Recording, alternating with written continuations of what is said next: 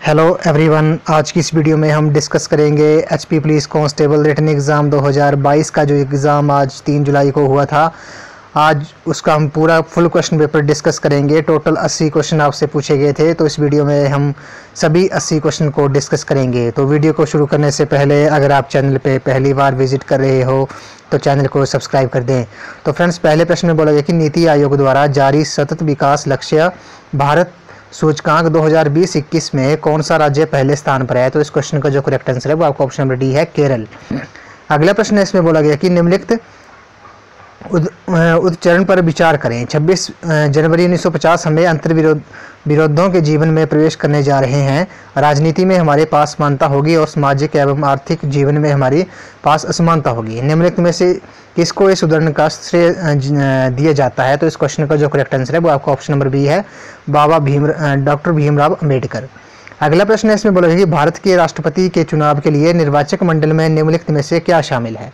तो फ्रेंड्स, ये मैंने प्रीवियस वीडियो में इसका क्वेश्चन आंसर गलत बता दिया था। तो इस क्वेश्चन का जो करेक्ट आंसर है वो आपका ऑप्शन नंबर डी है, केवल 1 और 2। राज्यसभा के निर्वाचित सदस्य और राज्यों की विधानसभाओं के निर्वाचित सदस्य जो होते हैं वो राष्ट्रपति चुनाव में के लिए के निर्वाचक मंडल में शामिल होते हैं। अगला प्रश्न है, इसमें बोला गया कि हिमाचल प्रदेश का राज्य पक्षी कौन है? तो ये आपका जुजुराना वेस्टर्न पेपरवन जो है इस क्वेश्चन का करेक्ट आंसर है। अगला प्रश्न है, इसमें बोला गया कि निम्नलिखित में से कौन लोकसभा के उपाध्यक्ष के चुनाव की तारीख तय करता है? तो लोकसभा अध्यक्ष इस क्वेश्चन का करेक्ट आंसर है।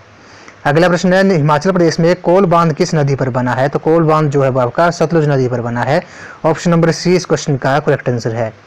अगला प्रश्न है, इसमें बोला कि मिट्टी, चीका या मृत्तिका की मात्रा अधिक होने के कारण शुष्क मौसम में इस मिट्टी में चौड़ी दरारें पड़ जाती हैं। इसमें ह्यूमस की कमी होती है, मगर ये अत्यधिक नमी धारण करने वाली है। इस प्रकार सिंचाई के लिए अच्छी प्रतिक्रिया देती है। कपास सबसे परंपरागत फसल है जहां ये मिट्टी पाई जाती है। मिट्टी के प्रकार को पहचाने। तो इस क्वेश्चन का जो करेक्ट आंसर है वो आपका ऑप्शन नंबर डी हो जाएगा, काली मिट्टी इस क्वेश्चन का करेक्ट आंसर है। अगला प्रश्न है, इसमें बोला गया कि भारत में पहली 5G कोल का हाल ही में परीक्षण कहाँ किया गया था? तो इस क्वेश्चन का जो करेक्ट आंसर है वो आपका ऑप्शन नंबर सी है, IIT मद्रास इस क्वेश्चन का करेक्ट आंसर है। अगले प्रश्न पे चलते हैं। इसमें बोला गया कि डैश का उद्देश्य एक अतिरिक्त विकेंद्रीकृत वेब बनाना है जो उपयोगकर्ताओं को उनके डेटा पहचान के नियंत्रण में रखता है। तो फ्रेंड्स, इस क्वेश्चन का जो करेक्ट आंसर है ऑप्शन नंबर बी है, वेब 5.0। तो फ्रेंड्स, प्रीवियस वीडियो में मैंने इसका आंसर गलत बता दिया था। तो इस क्वेश्चन का जो करेक्ट आंसर है वो आपका ऑप्शन नंबर बी है, वेब 5.0। अगला प्रश्न है, इसमें बोला गया कि प्राशर झील के किनारे बने मंदिर की स्थापत्य शैली क्या है? तो ये आपकी पैगोडा, ऑप्शन नंबर सी इस क्वेश्चन का करेक्ट आंसर है। अगला प्रश्न है, ब्रिटिश सरकार द्वारा क्रिप्स मिशन को किस वर्ष में भारत आने के लिए भेजा गया था? तो ये था 1942 इस क्वेश्चन का करेक्ट आंसर है। अगला प्रश्न है, सुप्रीम कोर्ट का नवतेज सिंह जौहर बनाम भारतीय संघ का मामला कानून के किस प्रावधान से संबंधित था? तो ये था IPC की धारा 377। अगला प्रश्न है, निम्नलिखित में से कौन सी पुस्तक महात्मा गांधी द्वारा लिखी गई थी? तो हिंद स्वराज जो था इस क्वेश्चन का करेक्ट आंसर है। अगला प्रश्न है, भारत में पुलिस स्मृति दिवस कब मनाया जाता है? तो 21 अक्टूबर इस क्वेश्चन का करेक्ट आंसर है। नेक्स्ट क्वेश्चन है, बंदली वन्यजीव अभयारण्य किस जिले में स्थित है? तो ये आपका मंडी में है। ऑप्शन नंबर सी इस क्वेश्चन का करेक्ट आंसर है। अगला प्रश्न है, कौन सा पहाड़ी दर्रा लाहौल और स्पीति घाटियों के बीच पहुंच प्रदान करता है? तो कुंजुम दर्रा इस क्वेश्चन का करेक्ट आंसर है, ऑप्शन नंबर डी। अगले जो क्वेश्चन है ये इंग्लिश सेक्शन है ये। इसमें बोला गया कि choose the most appropriate meaning of the following idioms. तो जो पहला प्रश्न है इसमें बोला गया कि 40 बिंग्स इस क्वेश्चन का जो करेक्ट आंसर है वो है आपका option number C, a short sleep during the day. अगला है, रे सम हैकल्स का क्या होगा? क्वेश्चन नंबर 18 का जो करेक्ट आंसर है वो है आपका option number B, to annoy. अगला प्रश्न है, थ्रू इन द टॉवल। तो इस क्वेश्चन का जो करेक्ट आंसर है वो आपका ऑप्शन नंबर ए है, टू गिव अप। अगला प्रश्न है, choose the most appropriate synonym of the word following words. तो शोकड़ का जो सिनोनिम होगा वो होगा आपका ऑप्शन नंबर डी इस क्वेश्चन का करेक्ट आंसर है। अगला है, अगले 21 का जो सिनोनिम होगा वो होगा आपका ऑप्शन नंबर ए हो जाएगा, एनलाइटनिंग जो होगा वो इस क्वेश्चन का करेक्ट आंसर है। उसी तरह स्पूरियस का जो सिनोनिम होगा वो होगा आपका option number D, option number D इस क्वेश्चन का करेक्ट आंसर है। अगले प्रश्न में बोला गया कि क्वेश्चन नंबर 23 से 25 तक choose the most appropriate antonym हमने चूज करना है। तो 23 का जो करेक्ट आंसर है वो है आपका ऑप्शन नंबर डी जो है, पीस इस क्वेश्चन का करेक्ट आंसर है। उसी तरह मोडेस्टी का जो एंटोनिम होगा वो होगा आपका ऑप्शन नंबर ए, और कंसाइज का जो क्या होगा वो होगा आपका लेंथी, ऑप्शन नंबर बी इस क्वेश्चन का करेक्ट आंसर है। अगले प्रश्न में बोला गया कि fill in the blanks with the most appropriate word. तो पहला है B must not shy dash taking risk in life. तो इस क्वेश्चन का जो करेक्ट आंसर है वो आपका ऑप्शन नंबर सी होगा, अवे फ्रॉम। अगला है due to her illness she could not finish the work dash time. तो इस क्वेश्चन का जो करेक्ट आंसर है वो आपका ऑप्शन नंबर डी है, ऑन टाइम। अगला है the police was directed dash to dash his business dealings. तो इस क्वेश्चन का जो करेक्ट आंसर है वो आपका ऑप्शन नंबर बी है, लुक इनटू। इस क्वेश्चन का करेक्ट आंसर है।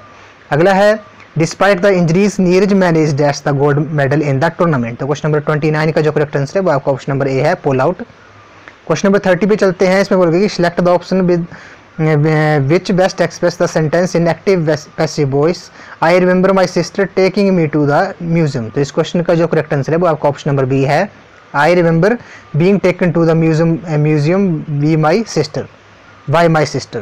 क्वेश्चन नंबर 31-32 में बोला गया कि select the appropriate option to change the sentence from direct to indirect speech and vice versa। तो क्वेश्चन नंबर 31 का जो करेक्ट आंसर है वो आपका ऑप्शन नंबर बी हो जाएगा, I asked my sister did you return the mobile phone to my friend। Question number 32 में बोला गया था कि where will you be tomorrow, she said in case I have to call you। तो question number 32 का जो correct answer है वो है आपका ऑप्शन नंबर डी। क्या हो जाएगा इस क्वेश्चन का जो करेक्ट आंसर है वो आपका क्वेश्चन नंबर 31 का जो करेक्ट आंसर है वो आपका ऑप्शन नंबर डी है, I asked my sister have you returned the mobile phone to your friend. अगला प्रश्न है, इसमें बोला गया कि where will be you tomorrow, she said in case I have to call you. Question number 32 का जो करेक्ट आंसर है वो आपका ऑप्शन नंबर बी है, she asked where he would be the next day in case she had to call him. तो option number B इस question का correct answer है। अगली जो सेक्शन हम डिस्कस करेंगे फ्रेंड्स, ये आपकी हिंदी लैंग्वेज की सेक्शन है। तो फ्रेंड्स पहले प्रश्न में बोला गया कि जिसे वशवर्ती बनाना कठिन हो तो उसे क्या कहते हैं। तो इस क्वेश्चन का जो करेक्ट आंसर है वो है ऑप्शन नंबर सी जो है इस क्वेश्चन का करेक्ट आंसर है। अगला है जो किसी पर अभियोग लाता हो। अगला प्रश्न है जो किसी पर अभियोग लाता हो। तो इस क्वेश्चन का जो करेक्ट आंसर है वो आपका ऑप्शन नंबर सी है, वादी जो है इस क्वेश्चन का करेक्ट आंसर है। तैरने की इच्छा, इस क्वेश्चन का जो करेक्ट आंसर है वो आपका तितरिशा है, ऑप्शन नंबर डी इस क्वेश्चन का करेक्ट आंसर है। अगला है सांझ और रात के बीच का समय क्या कहलाता है, ये कहलाता है आपका गोधूली, ऑप्शन नंबर सी इस क्वेश्चन का करेक्ट आंसर है। अगला प्रश्न है निम्नलिखित प्रश्नों 37 से लेकर 42 में वाक्य खंड के स्थान पर एक शब्द बताइए।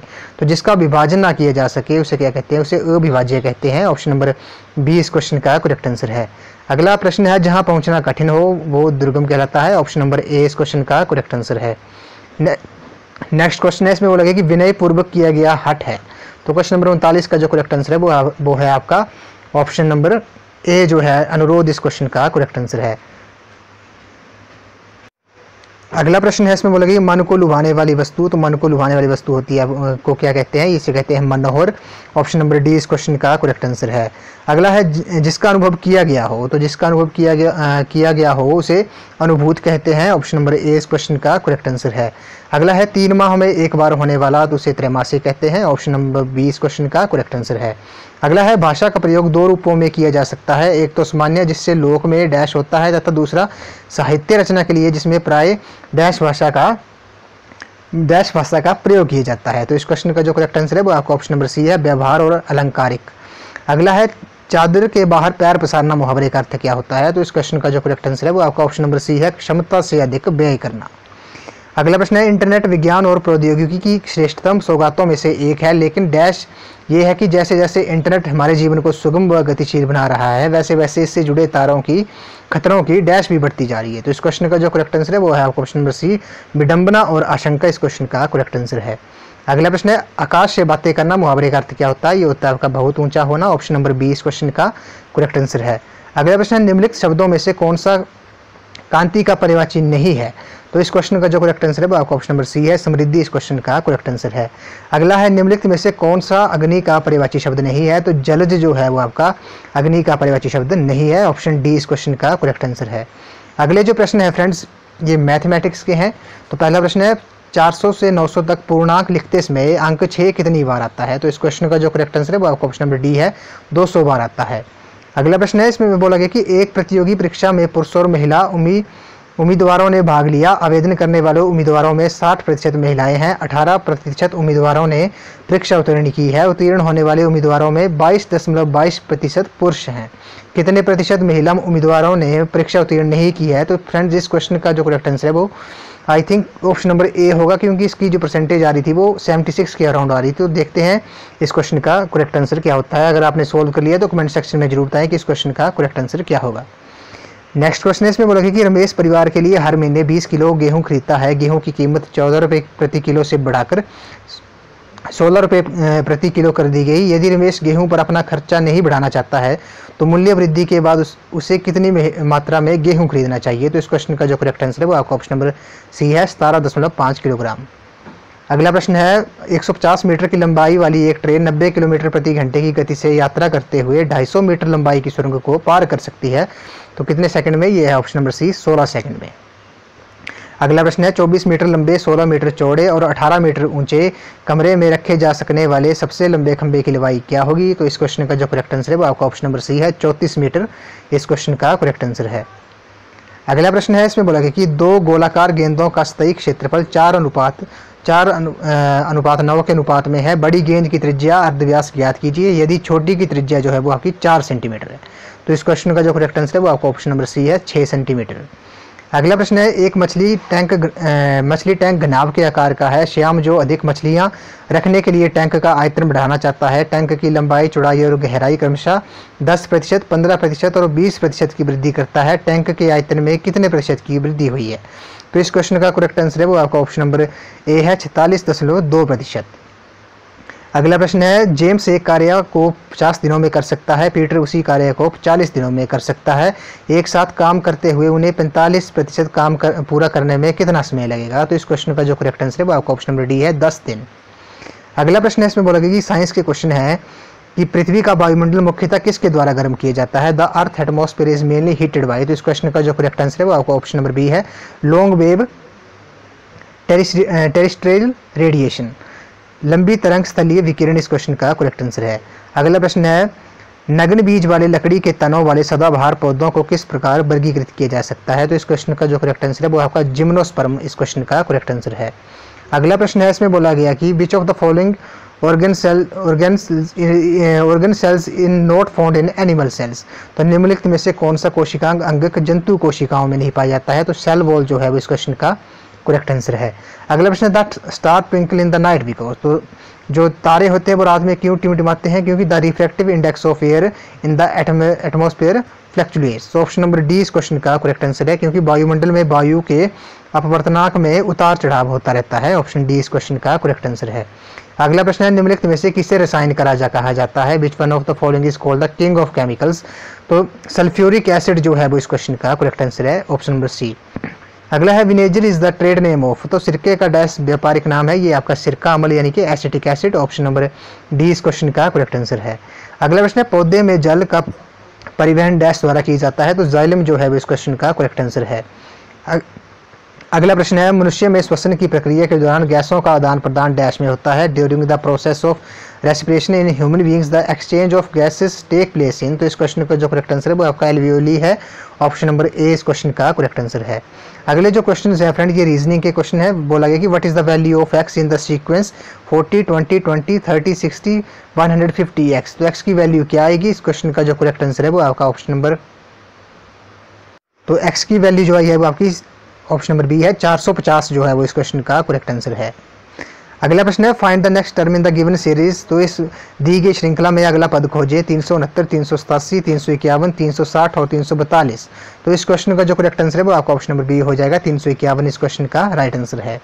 अगला प्रश्न है, इसमें बोला कि यदि एक निश्चित कूट भाषा में फॉर्मूला को IRUJXI लिखा जाता है तो उसी भाषा में बैटर को कैसे लिखा जाएगा? तो इस क्वेश्चन का जो करेक्ट आंसर है वो है आपका ऑप्शन नंबर सी, EHWQBO इस क्वेश्चन का करेक्ट आंसर है।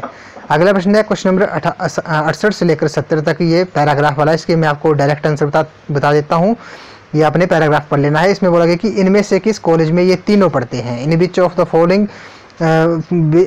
The college do 3 of them study. तो इस क्वेश्चन का जो करेक्ट आंसर है वो है आपका ऑप्शन नंबर सी जो है, एक्स इस क्वेश्चन का करेक्ट आंसर है। अगला है, निम्नलिखित में से छात्रों को कौन सा जोड़ा चिकित्सा का अध्ययन कराता है? कराता है। इस क्वेश्चन का जो करेक्ट आंसर है वो आपका ऑप्शन नंबर सी है, क्यू और एल जो है इस क्वेश्चन का करेक्ट आंसर है। अगला है ओ के अलावा मैकेनिकल इंजीनियरिंग कौन पढ़ता है? तो इस क्वेश्चन का जो करेक्ट आंसर है वो आपका ऑप्शन नंबर सी बी है, एम जो है इस क्वेश्चन का करेक्ट आंसर है, जो मैकेनिकल इंजीनियरिंग पढ़ता है। अगला है संग्रहालय का संबंध क्यूरेटर से है उसी प्रकार जिस प्रकार कारागार का संबंध दैट से है। Museum is related to curator in the same way as prison is related to. तो इस क्वेश्चन का जो करेक्ट आंसर है वो है आपका ऑप्शन नंबर सी जो है, जेलर जो है वो इस क्वेश्चन का करेक्ट आंसर है। तो फ्रेंड्स, संग्रहालय का संबंध जो है वो क्यूरेटर से है उसी प्रकार कारागार का संबंध किससे है? तो museum is related to curator in the same way as prison is related to. इस क्वेश्चन का जो करेक्ट आंसर है वो आपका ऑप्शन नंबर सी है, जेलर इस क्वेश्चन का राइट आंसर है। अगला प्रश्न है, इसमें बोला गया कि वे विकल्प चुने जो दिए गए संयोजन के दर्पण प्रतिबिंब के समान है। तो इसका मैं आपको क्वेश्चन आंसर बता देता हूँ। ऑप्शन नंबर बी जो है वो इस क्वेश्चन का करेक्ट आंसर है, ऑप्शन बी इस क्वेश्चन का करेक्ट आंसर है।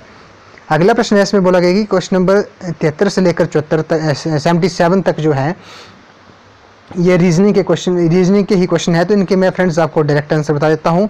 तो इसमें बोला गया कि भू विज्ञान कौन पढ़ाता है? भू टीचर्स जियोलॉजी। तो जियोलॉजी कौन पढ़ाता है? तो डॉक्टर डावर जो है इस क्वेश्चन का करेक्ट आंसर है। अगला जो है, इसमें बोला गया कि डॉक्टर जिया किस विश्वविद्यालय से हैं?